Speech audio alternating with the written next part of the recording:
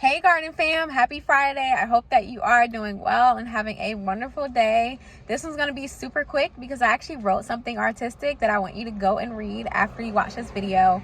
But I just wanted to remind someone that you are still who God said you were, even though you are in your current circumstance. You know, sometimes God will speak something over you and call you a certain name or give you a certain promise, and then, all hell seems to break loose in your life. And so you're kind of like, you may start to question the promise. You may start to question your identity somewhere in the middle, but you are still that person. God's promise is still true. I think about Joseph, who, had specific dreams about, things that God showed him about his future.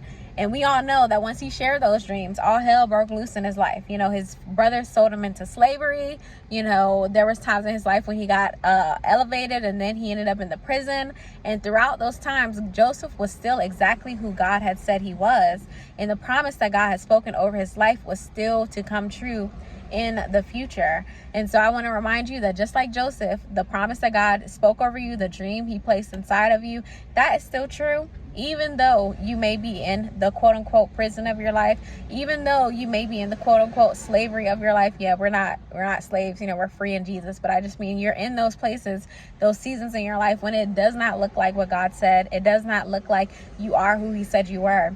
You're still that person. Even David, God anointed him. God sent Samuel to anoint him as king long before he became king. And we can look through David's life and see that there were various times in which his circumstances did not look very kingly. They did not look very regal or royal, but he was still king. And so at the proper time, God sent for him and said, it is time. And so long story long, I want to encourage you that you are still whoever God said you were. His promise is still very much true over your life, no matter what it's looking like around you right now. And so be blessed, have a healthy and wholesome day, and I will talk to you soon, God willing. Love you bunches.